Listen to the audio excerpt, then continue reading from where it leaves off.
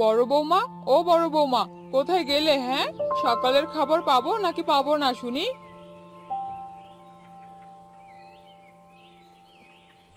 এই যে মা, আপনার খাবার খেয়ে নিন মা। এত দেরি হলো কেন? হ্যাঁ শুনি, কত বেলা হয়েছে আর আমার খাবারের কোনো খোঁজ নেই। আমার ছেলে যে তোমাকে কি দেখে বিয়ে করেছে কে জানে। ভুল হয়েছে মা, আর দেরি হবে না। আপনি খেয়ে নিন এবার, আমি আপনার ছেলেকে খেতে দেই। এরপর বড় বউ তার স্বামীর জন্য খাবার নিয়ে যায় আর স্বামীকে খেতে দেয়। কি গো, তুমি খেয়েছো? না গো, এখনো খাইনি। মাকে খেতে দিয়ে তোমাকে খেতে দিলাম। তুমি খেয়ে কাজে গেলে তারপর আমি খাবো। আচ্ছা ঠিক আছে, আমার খাওয়া হয়েছে, আমি কাজে গেলাম। আচ্ছা ঠিক আছে। হরি কাজে চলে যায়। হরি যাওয়ার পর বড় বউ রান্নাঘরে গিয়ে খেতে বসে। তখন সেখানে তার ননদ আসে। বৌদি, আমার জামা কাপড় এখনো ধুয়ে দাওনি কেন? হ্যাঁ, আর এখানে বসে খাচ্ছো আমার জামা কাপড় না ধুয়ে? খাবার খেয়ে তোমার জামা কাপড় ধুয়ে দিচ্ছি চুমকি, তুমি চিন্তা করো না।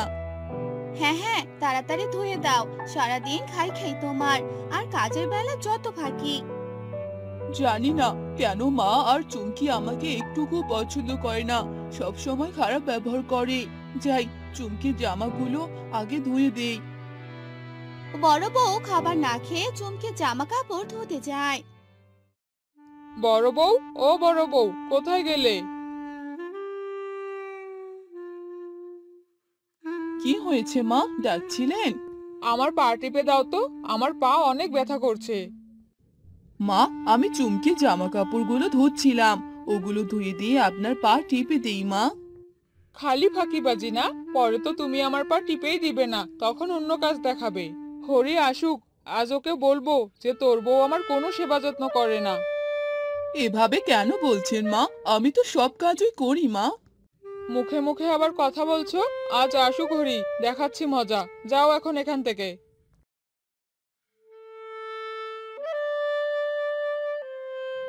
সন্ধ্যায় হরি কাজ শেষ করে বাড়িতে ফেরে। বউ, ও বউ, কোথায় গেলে? কি ব্যাপার, শুনে দিচ্ছে না কেন? ঘরে গিয়ে দেখি তো।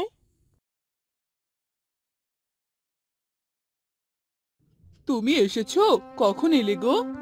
একটু আগেই এলাম, এসে তোমাকে এত ডাকলাম, তুমি শুনেই দিলে না। আর তোমার কি হয়েছে, মন খারাপ করে বসে আছো কেন? হরি তার বউয়ের সাথে কথা বলছিল। তখন সেখানে হরির মা আসে। বাবা হরি, তুই এসেছিস? বাবা, আমি একটা সিদ্ধান্ত নিয়েছি। কি মা, বলো কি হয়েছে? তোকে আমি আবার বিয়ে দিব ঠিক করেছি। কি? এসব তুমি কি বলছো মা? তোমার কি মাথা খারাপ হয়ে গেছে নাকি মা? আমি আবার বিয়ে করব কেন মা? তোর বউ আমার একটুও সেবা যত্ন করে না, সময় মতো খেতেও দেয় না। এসব আপনি কি বলছেন মা? মিথ্যে কথা কেন বলছেন? আমি মিথ্যে কথা বলছি না। শোন হরি, তুই যদি আমার কথা না শুনিস তাহলে আমার মরা মুখ দেখবি, এই আমি বলে দিলাম। তোমরা কি শুরু করলে বলো তো? মা, তুমি কি শুরু করলে বলো তো? আমি যা বলেছি তাই। হরি তার মায়ের উপরে আর কথা বলতে পারে না।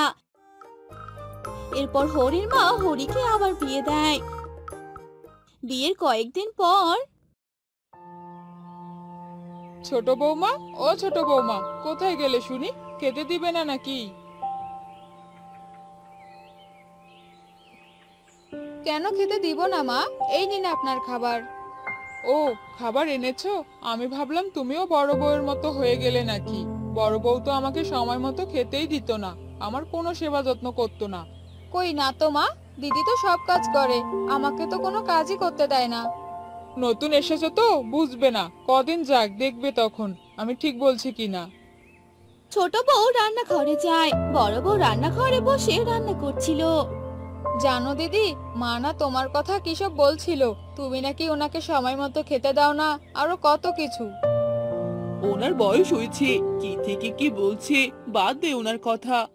বড় বউ আর ছোট বউ রান্নাঘরে বসে কথা বলছিল। তখন সেখানে তাদের ননদ চুমকি আসে। বড় বৌদি, আমার জামা কাপড়গুলো ধুয়ে দিও, আমি বাহিরে গেলাম। কেন চুমকি, তোমার জামা কাপড় তুমি নিজে ধুতে পারো না? অনেক বড় তো হয়ে গেছো, এখন থেকে নিজের জামা কাপড় নিজেই ধুয়ে নিবে, বুঝেছো? তাই বুঝি, দাঁড়াও মাকে বলছি, মা এসে তোমাদের মজা দেখাবে। মা, ও মা, কোথায় গেলে? এদিকে আসো। কি মা, কি হয়েছে? এভাবে ডাকছিস কেন রে মা? দেখো না মা, বড় বৌদিকে আমার জামা কাপড় ধুতে বলেছি, ছোট বৌদি আমাকে আমার জামা কাপড় ধুতে বলছে। কি, এত বড় সাহস ছোট বউ তোমার? তুমিও দেখছি বড় বউয়ের মতোই। আমার ছেলেকে আবার বিয়ে দিয়ে কি লাভ হলো? এ তো দেখছি দুজনেই এক। আমি একদম ঠিক কথাই বলছি মা। এত বড় মেয়ে হয়েছে, নিজের জামা কাপড় নিজে ধুতে পারে না। তোমরা দুজন এখনই আমার বাড়ি থেকে বের হয়ে যাও, আমার ছেলেকে আমি আবার বিয়ে দিব। মা, আপনি এসব কি বলছেন? মা, আপনি রাগ করবেন না। আমি কোনো কথা শুনতে চাই না, বেরিয়ে যাও তোমরা। হ্যাঁ হ্যাঁ, বেরিয়ে যাচ্ছি। আপনার ছেলেকে যত ইচ্ছে বিয়ে দিন। চলো দিদি এখান থেকে। বড় বউ আর ছোট বউ বাড়ি থেকে চলে যায়। এভাবে বেশ কিছুদিন কেটে যায়।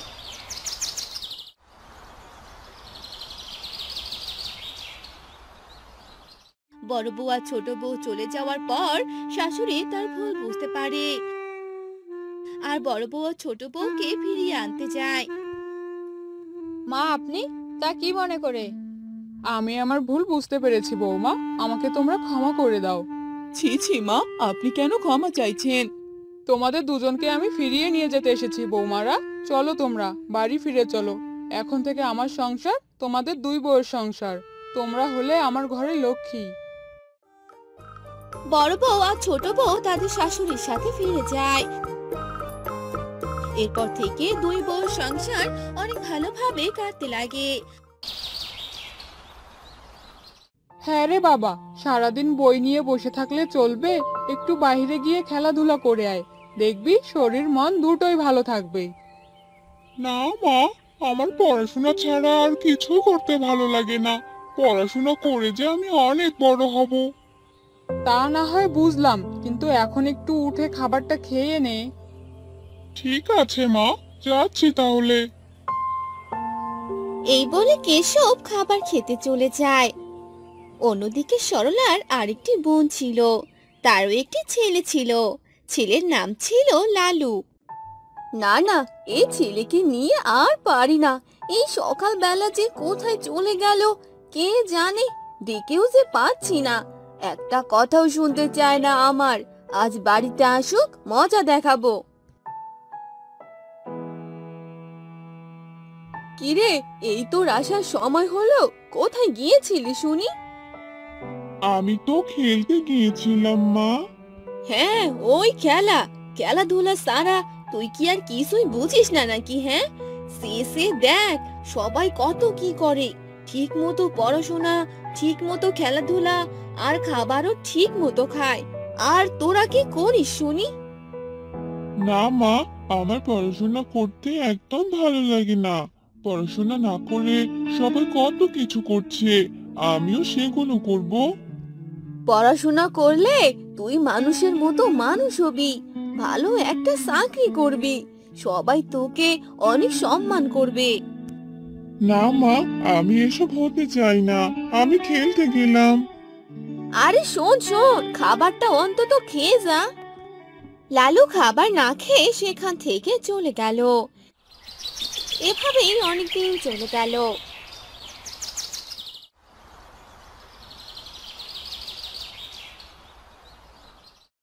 আর একদিন শিলা তার বোনের বাড়িতে বেড়াতে এলো। দিদি, ও দিদি, বাড়িতে আসো। আরে শিলা, তুই আয় আয় বস। ভালো আছিস তুই? ভালো আর থাকলাম কোথায়, ছেলেকে নিয়ে আর পারছি না। ছেলে যে আমার কোনো কথাই শোনে না। কেন রে, লালুর আবার কি হয়েছে? কি হয়নি তাই বলো দিদি। লালু যে আমার কোনো কথাই শুনতে চায় না, সারা দিন খেলাধুলা করে, কোনো পড়াশোনা করতে চায় না। আর আমার ছেলে তো হয়েছে উল্টোটা, পড়াশোনা ছাড়া সে যে কিছুই বোঝে না। আমাদের দু বোনের ছেলে তো দেখছি দু রকম হয়েছে। কি যে করবো ওদের নিয়ে। তোমার ছেলে তবু পড়াশোনা করছে, আমার ছেলে কি কি করবে ভগবানই জানে। এত চিন্তা করিস না তো, দেখবি সব ঠিক হয়ে যাবে। তাহলে দিদি আমি এবার চলে যাই। হ্যাঁ রে, কিছু খেয়ে যা। না দিদি, এখন আর কিছু খাবো না, বাড়িতে অনেক কাজ আছে, অন্যদিন আসবো। এরপর শিলা সেখান থেকে চলে গেল আর বাড়িতে গিয়ে কাজ করতে লাগলো। আর তাদের ছেলেরাও আস্তে আস্তে বড় হতে লাগলো। হ্যাঁ মা, আমি ভাবছিলাম কি আমি একটা ব্যবসা শুরু করে দেই, তাহলে আস্তে আস্তে লাভ করতে পারবো। ছোট থেকে তুই তো আমার কোনো কথাই শুনিসনি, তো যা করতে ইচ্ছা করেছিল তাই করেছিস। এখন যেহেতু ব্যবসা করতে চাচ্ছিস তাহলে তাই কর, আমি কোনো বাধা দিব না। ঠিক আছে মা, তাই করি তাহলে। তুমি শুধু আমায় আশীর্বাদ করো। হ্যাঁ রে বাবা, আমার আশীর্বাদ তোর সাথে অবশ্যই থাকবে। অন্যদিকে সরলা ছেলে সরলাকে বলতে থাকে, হ্যাঁ মা, আমি পড়াশোনার জন্য শহরে গেলাম, আর দেখবে আমি একদিন অনেক বড় হব আর তোমার মুখ উজ্জ্বল করব। আচ্ছা বাবা, ঠিক আছে, আমার আশীর্বাদ তোর সাথে সব সময় থাকবে। মন দিয়ে পড়াশোনা করিস। তাদের দু বোনের দুই ছেলে আলাদা আলাদা কাজ করতে থাকে। আর এভাবে কেটে গেল বেশ কয়েক মাস। লালুর ব্যবসা অনেক ভালো হতে লাগলো আর সে প্রতিটা ব্যবসায় অনেক লাভ করতে লাগলো। অন্যদিকে কেশব ভালোভাবে পড়াশোনা করে ডাক্তার হলো আর কিছুদিন পর বাড়িতে চলে এলো। মা, ও মা, কোথায় তুমি? এই দেখো, তোমার ছেলে ডাক্তার হয়ে ফিরে এসেছে। আরে, এসব কি আমি সত্যি দেখছি নাকি? আমার তো বিশ্বাসই হচ্ছে না। বাবা কেশব, আমি কি সত্যি দেখছি? হ্যাঁ মা, তুমি সত্যি দেখছো। আর এবার আমি গ্রামের মানুষের ফ্রি চিকিৎসা করাবো। এই না হলে আমার ছেলে, আমি আজ অনেক খুশি বাবা। আয় ভেতরে আয়। এরপর কেশব ঘরে চলে যায়। আস্তে আস্তে কেশব গ্রামের সবাইকে ফ্রিতে চিকিৎসা করায়। অন্যদিকে লালুর মা লালুকে বলে, হ্যাঁ রে বাবা, তোর ব্যবসার কি অবস্থা? আরে মা, আমার ব্যবসায় তো লাভ আর লাভ। সবাই শুধু আমার সাথে ব্যবসা করতে চাচ্ছে, আর আমার কথা পুরো গ্রাম শহরে ছড়িয়ে পড়েছে। তাহলে তো খুব ভালো কথা। ওদিকে যে কেশবও ডাক্তার হয়ে সবার ফ্রি চিকিৎসা করছে। তাই নাকি মা? এটা তো ভালো কথা। এসব নিয়ে শিলা তার ছেলের সাথে কথা বলতে লাগলো। তাদের দুই বোনের ছেলেদের কথা চারদিকে ছড়িয়ে গেল। আরে দিদি, আরে দাদা, আপনি আসুন, বসুন। তোমাদের দুই বোনের ছেলেগুলো তো কাজের কাজ করেছে, গ্রামের মুখ যে উজ্জ্বল করে দিয়েছে। হ্যাঁ দাদা, সব আপনাদের আশীর্বাদের জন্যই হয়েছে। আমি বলি কি দিদি, তোমরা গ্রামের এক ভোজনের আয়োজন করো। আরে দাদা, আপনি তো একদম ঠিক কথাই বলেছেন। আমি তাহলে শিলাকে এ খবর জানিয়ে দেই। সরলা তার বোনকে ভোজনের কথা জানিয়ে দিল। তারা দুই বোন মিলে একটি ভোজনের আয়োজন করলো। এরপর থেকে তারা সবাই সুখে শান্তিতে থাকতে লাগলো।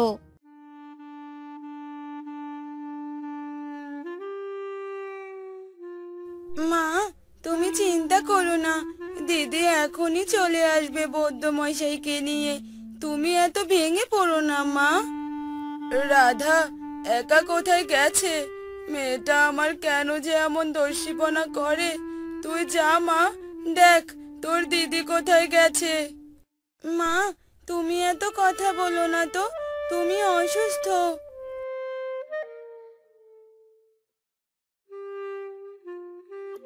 রাধা, মা তুই এসেছিস? মা দেখো, আমি বৌদ্ধ মশাইকে নিয়ে এসেছি। এবার তুমি একদম ঠিক হয়ে যাবে। তারপর বৈদ্য মশাই রাধার মাকে দেখে। এরপর বৈদ্য চলে যায় আর তারা দুই বোন জমিতে যায়। দিদি দেখ, জমিতে কি সুন্দর মরিচ আর টমেটো ধরেছে। হ্যাঁ রে, এই ফসল বিক্রি করে মাকে ভালো ডাক্তার দেখাবো। অনেক গরম দিদি, চল বাড়িতে যাই, মা একা আছে বাড়িতে। এরপর তারা বাড়িতে চলে আসে। রাধার মা, ও রাধার মা, বাড়িতে আছো? প্রণাম মোড়ল মশাই। মা তো অসুস্থ, কি বলবেন আমাকে বলুন, আমি মাকে বলে দিব। তোমার বাবা গত হয়েছে অনেক দিন হলো, কিন্তু তোমার মা আমার পাওনা টাকা দেবে দেবে করে এখনো দিল না। মোড়ল মশাই, মায়ের তো অনেক অসুখ, আমাদের আর কিছুদিন সময় দিন, আপনার টাকা ঠিক পরিশোধ করে দিব। এরপর মোড়ল সেখান থেকে চলে যায়। আর মোড়লের বাড়িতে মোড়লের পেয়াদা আসে। কর্তা বাবু, কত করে বললাম নকুলের বউয়ের থেকে জমিগুলো নিয়ে নিন। এখন ভালো হয়েছে, দুদিন পর যখন নকুলের মেয়েরা এসে সব টাকা দিয়ে যাবে, তখন আপনার সব আশা শেষ। কি রে হারু, এমন ক্ষেপে আছিস কেন? কি হয়েছে বলবি তো নাকি? নকুলের মেয়েরা যে তাদের জমিতে চাষ করছে, আর তাদের ফসলও অনেক ভালো হয়েছে। এই ফসল বিক্রি করলে আপনার টাকা শোধ দিতে সময় লাগবে না। না না, তা তো হতে দেওয়া যাবে না। ওই জমি যে আমার চাই চাই। শোন হারু, আজ রাতেই তুই যাবি ওই জমিতে। এই নে বিষ, এই বিষ পুরো জমিতে ছিটিয়ে দিবি। তারপর কি হবে কর্তা বাবু? যা হবে সকালে দেখতে পারবি। কিন্তু শোন, এই কথা যেন ভুলেও কেউ না জানে, তাহলে কিন্তু তোর রক্ষে নেই।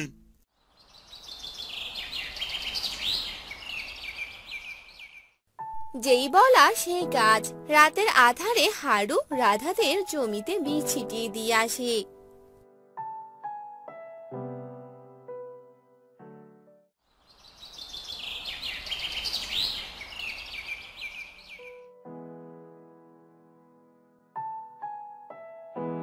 হে ঈশ্বর, এ তোমার কেমন নীলা খেলা! একদিকে মা অসুস্থ, আর মোড়ল মশাই টাকার জন্য চাপ দিচ্ছে, এ সময় ফসলগুলো এভাবে পুড়ে গেল। দিদি, আমরা যে একবারে নিঃস্ব হয়ে গেলাম রে। এখন কি করব আমরা?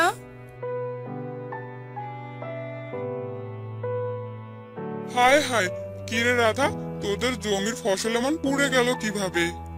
দেখো না কাকু, কাল বিকেলেও তো ভালোই দেখে গেলাম, আর সকালে এসে দেখি এই অবস্থা। আমার তো মনে হয় আগামী 3-4 বছর এই জমিতে কোনো ফসল ফলবে না। কাকু, তুমি এসব কি বলছো? এবার কি করব আমরা? দিদি, এভাবে ভেঙে পড়িস না। তুই যদি এভাবে ভেঙে পড়িস, তাহলে মায়ের কি হবে বলতো? শোন, মাকে এসব কিছু বলবি না, মা আরো অসুস্থ হয়ে যাবে। কিন্তু কিভাবে সংসার চালাবো কিছুই তো বুঝতে পারছি না। দিদি, আমাদের বাড়িতে তো অনেক নারকেল গাছ আছে, আর আমরা তো ভালো নারকেলের নাড়ু বানাতে পারি বল। আমরা যদি নারকেল নাড়ু বানিয়ে বাজারে বিক্রি করি। বুদ্ধিটা খারাপ না, কিন্তু নাড়ু বানাতে তো আরো অনেক কিছু লাগবে, সেগুলো তো ঘরে নেই, আর কেনার মতো তো হাতে টাকাও নেই। দিদি, আমার ব্যাংকে কিছু টাকা জমানো আছে, যা মা স্কুলে খেতে দিত। চল গিয়ে দেখি ওই টাকায় কিছু কেনা যায় কিনা।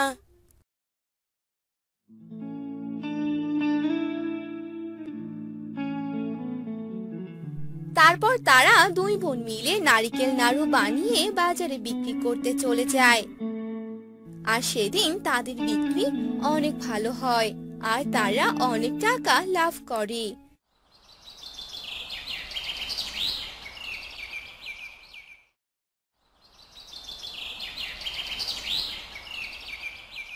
এভাবে কেটে যায় বেশ কিছুদিন।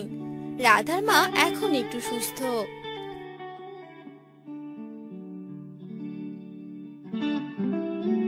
রাধা, রাধা, বাড়িতে আসো।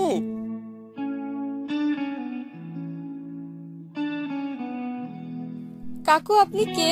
আপনাকে তো ঠিক চিনতে পারলাম না। আমাকে তুমি চিনবে না? গ্রামে শুনলাম তোমাদের নারকেল নাড়ু নাকি খেতে বেশ সুস্বাদু। আমাকে তোমরা রোজ নাড়ু দিতে পারবে? আসলে আমার নাড়ুর ব্যবসা আছে। কিন্তু কাকু, আমরা তো অল্প অল্প বানিয়ে বাজারে বিক্রি করি, কিন্তু আমাদের কাছে এত নাড়ু বানানোর জন্য তো টাকা নেই। টাকা নিয়ে চিন্তা করো না, এই নাও 10,000 টাকা। পরে আরো লাগলে জানিও। এ কথা বলে লোকটি সেখান থেকে চলে যায়।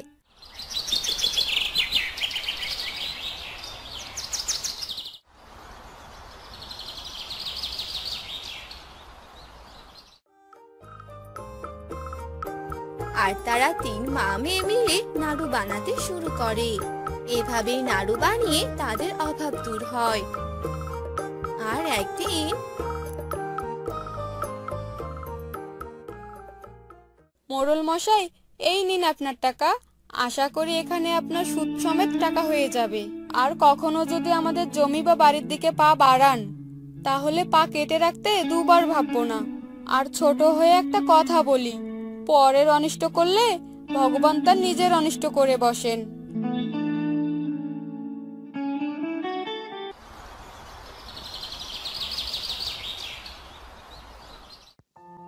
অনেকদিন আগের কথা, একটি গ্রামে সজয় নামে একটি ছেলে বাস করত। সে একটি ব্যবসা করত। সজয় তার বাবার সাথে থাকতো। সজয় প্রতিদিন সকালে তার বাবার জন্য রান্না করে কাজ করতে চলে যায়। এতে করে সজয়ের সংসার চালাতে অনেক কষ্ট হয়ে পড়ে। একদিন সজয়ের বাবা সজয়কে বলে, সজয়, তোর সাথে কিছু কথা আছে, তাড়াতাড়ি শুনে যা। হ্যাঁ বাবা, রান্না করেই যাচ্ছি, শেষ হতে আর কিছুক্ষণ সময় লাগবে। এই বলে সজয় রান্না করতে লাগলো। আর রান্না করে সজয় তার বাবার কাছে গেল আর বলল, হ্যাঁ বাবা, বলো, আমায় ডাকছিলে কেন? হ্যাঁ রে বাবা, তোর রান্না হলো? হ্যাঁ বাবা, আমার রান্না, তুমি খাবার খেয়ে নিও। আমি খাবার নিয়ে যাব, তাই এখন আর কিছু খাবো না। হ্যাঁ বাবা, তুই এখন একটা বিয়ে করে নে, তোর এসব কাজ করতে অনেক কষ্ট হয়ে যায়। হ্যাঁ বাবা, সময় হলে বিয়ে করে নিব, তুমি এত ভেবো না তো। এখন আমি চলে গেলাম। তারপর সজয় তার ব্যবসার কাজে চলে গেল। এভাবেই অনেক দিন চলে গেল।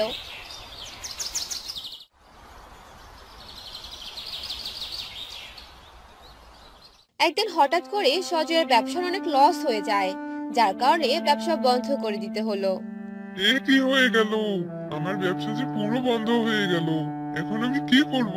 কি করে সংসার চালাবো? এসব ভেবে সজয় অনেক দুশ্চিন্তায় পড়ে গেল। তখন সজয় তার বাবাকে সবকিছু বলে দিল। তখন সজয়ের বাবা সজয়কে বলল, বাবা, তুই কোনো চিন্তা করিস না, আমাদের একটা জমি আছে, সেই জমিটাই তুই এখন থেকে চাষ করবি, তাহলে আর কোনো সমস্যা হবে না। হ্যাঁ বাবা, ঠিকই বলেছো তুমি, এখন আমাকে এটাই করতে হবে, তাছাড়া তো আর কোনো উপায় দেখছি না। এই বলে সজয় তাদের জমিটা দেখতে গেল। এভাবেই অনেক দিন চলে গেল।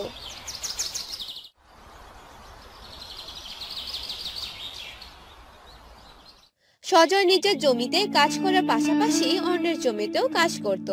এভাবেই তাদের দিন ভালোভাবেই যেতে লাগলো। আর কয়েকদিন পরই সজয় একটি বিয়ে করে ফেললো। সজয়ের বউ ছিল অনেক সুন্দর দেখতে, আর তার বউয়ের নাম ছিল রূপা। বৌমা, তোমার রান্নাটা হলো? তাড়াতাড়ি খাবার দাও, আমাকে যে বাজারে যেতে হবে। হ্যাঁ বাবা, নিয়ে যাচ্ছি। এই বলে সজয়ের বউ তার শ্বশুরকে খাবার দিয়ে দিল। আর সজয়ের বাবা খাবার খেয়ে বাজারে চলে গেল। এভাবেই কয়েকদিন চলে গেল। আর একদিন পরই সজয়ের সাথে রূপার অনেক ঝগড়া লেগে যায়। আর ঝগড়া থামার কোনো নামগন্ধই ছিল না। আর একদিন সজয় রাগ করে আরো একটি বিয়ে করে বউ বাড়িতে নিয়ে এলো। কি গো, এ তুমি কাকে নিয়ে এসেছো? মনে তো হচ্ছে নতুন বউ। আরেকটা বিয়ে করে এনেছি, তোমার ঝগড়া আর ভালো লাগছে না, এবার দেখি কিভাবে ঝগড়া করতে পারো। এ তুমি কি করলে গো? আমাকে আগেই ভালো করে বুঝিয়ে বলতা, তাহলে আমি আর তোমার সাথে ঝগড়া করতাম না। কিন্তু তুমি তো ঘরে সতী নিয়ে এলে। তা তো নিয়ে আসবেই, আমি তো তোর থেকে অনেক সুন্দর দেখতে, তাই তো আমাকে বিয়ে করে এনেছি।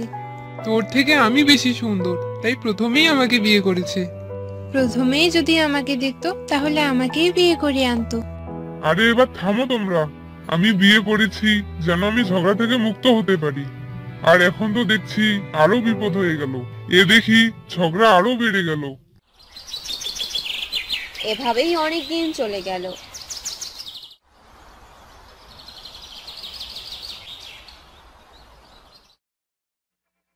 আর সজয় সকালে উঠে খাবার খেয়ে কাজ করতে চলে গেল। তখন নয়ন নামে একটি ছেলের সাথে তার দেখা হলো।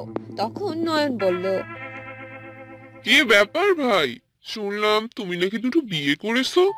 তোমার বউগুলো নাকি দেখতে অনেক সুন্দর। হ্যাঁ, দেখতে তো সুন্দরী, তা তুমি কি করে জানলে? আরে সবাই তো বলা বলি করছে, তাতেই শুনতে পেলাম। আরো একটা কথা শুনলাম। আবার কি শুনলি? শুনলাম তোমার দুই বোন নাকি সারাদিন ঝগড়া করে। আরে রাগ করে আরেকটা বিয়ে করে এনেছিলাম, এখন তো দেখছি আরো বড় বিপদ। সারাদিনে ঝগড়া লাগে, কি যে করি বলতো। কি নিয়ে তো ঝগড়া লাগে বলতো?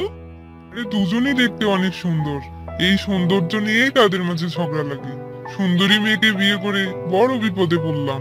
তাই তো বলি, এত ঝগড়া লাগে কিসের জন্য? যাক বাবা, বাঁচা গেল। আমার বউ বেশি সুন্দর না, তাই কারোর সাথে ঝগড়াও করে না। তুমি ঠিক কাজ করেছো ভাই, আমারই হয়েছে যত জ্বালা। এখন কি করব আমি? যাই হোক, এবার আমি কাজে যাই, তুমি থাকো ভাই। এই বলে সজয় কাজ করার জন্য গেল। আর সজয়ের কাজ করতে করতে সন্ধ্যা হয়ে গেল। আর সজয় বাড়িতে চলে গেল আর দেখলো আমি কোনো কাজ করতে পারবো না, আমার কোনো কাজ নেই। আমি সারাদিন শুয়ে বসে থাকবো আর তুই সব কাজ করবি। আর সব কাজ করানোর জন্যই তোকে বিয়ে করে এনেছি, বুঝলি? আমি তোর থেকে অনেক সুন্দর দেখতে, কাজ করলে আমার ত্বক কালো হয়ে যাবে। তুই আমার চেয়ে খারাপ দেখতে, তাই তুই সব কাজ করবি। এসব বলে তারা দুই বউ ঝগড়া করতে লাগলো। আর সজয় বাড়িতে এসে সব কিছু দেখতে পেল আর বলল, এবার কি চুপ করবে তোমরা? তোমাদের নিয়ে আর পারি না, এখন তাড়াতাড়ি রান্না করো আর খেতে দাও, কারো কোনো কথা শুনতে যাচ্ছি না। সজয়ের মুখে এসব কথা শুনে সে দুই বউ রান্না করতে শুরু করলো। এ কি, তোমরা দুজনেই রান্না করে এনেছো কেন? আমি কি দুজনেরই রান্না করা খাবার খাবো নাকি? তুমি শুধু আমার রান্না করা খাবার খাবে, আমি তোমার পছন্দ করা খাবার রান্না করেছি। না না, তুমি আমার রান্না করা খাবার খাবে, আমিও তোমার পছন্দ মতো খাবার রান্না করেছি, তুমি এগুলাই খাবে। এসব বলে তারা দুজনে ঝগড়া করতে লাগলো। তখন সজয় বলল, তোমরা কি থামবে এবার? এখন তোমাদের জ্বালায় আমি ভাতটাও খেতে পারবো না। আচ্ছা ঠিক আছে, তুমি দুজনের খাবারটাই খাও। তারপর সজয় দুজনের খাবার একটু একটু করে খেতে লাগলো। আর খাওয়ার পর সজয় ঘুমিয়ে পড়লো।